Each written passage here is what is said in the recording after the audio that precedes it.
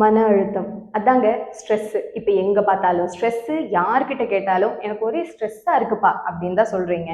இந்த ஸ்ட்ரெஸ்ஸ குறைக்கிறதுக்கு பிராணாயாமா பயிற்சிகள் ஹெல்ப் பண்ணுமா? கண்டிப்பா ஹெல்ப் பண்ணும். அண்ட் இது நம்மள நெறைய பேருக்கு நல்லாவே தெரியும்.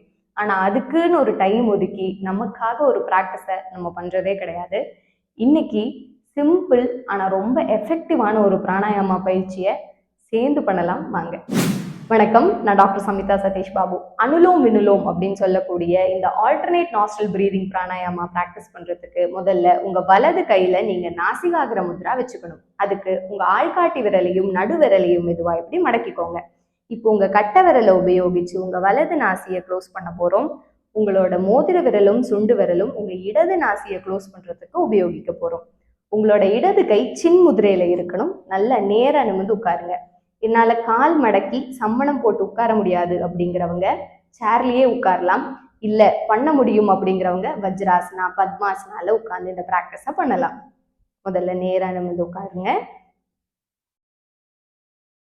இப்ப மெதுவா உங்க கட்டை விரலை வலது நாசியில மெதுவா அழுத்தம் கொடுங்க. ரொம்ப அழுத்தம் கொடுத்து மூக்கை இப்படி வளைச்சு பிராக்டிஸ் பண்ணாதீங்க. மெதுவா வச்சா போதும். இப்ப இடது நாசி வழியா மூச்சை உள்ள இழுக்கலாம். இப்ப மெதுவா இடது நாசியை க்ளோஸ் பண்ணுங்க. வலது நாசி வழியா அந்த மூச்சை வெளியே விட்டுடுங்க. மெதுவா வலது நாசி வழியாவே மூச்சை உள்ள இழுங்க. இப்ப இடது நாசி வழியா அந்த மூச்சை வெளியே விட்டுடுங்க. மீண்டும் இடது நாசி வழியாகவே மூச்சை உள்ளே இழுக்கலாம். வலது நாசி வழியாக அந்த மூச்சை வெளியே விடலாம். வலது நாசி வழியாக மூச்சை உள்ளே இழுக்கலாம். இடது நாசி வழியாக அந்த மூச்சை வெளியே விடலாம். Inhale through your left nostril and exhale through your right nostril.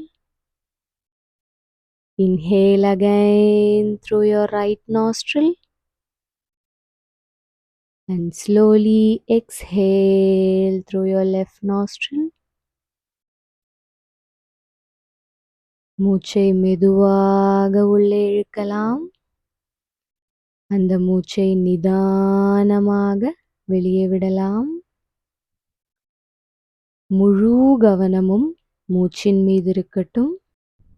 நிதானமாகவும் ஆழமாகவும் ஒவ்வொரு மூச்சும் உள்ள போறதையும் அந்த மூச்சு நிதானமா வெளியே வரதையும் கவனிச்சு பயிற்சி பண்ணுங்க.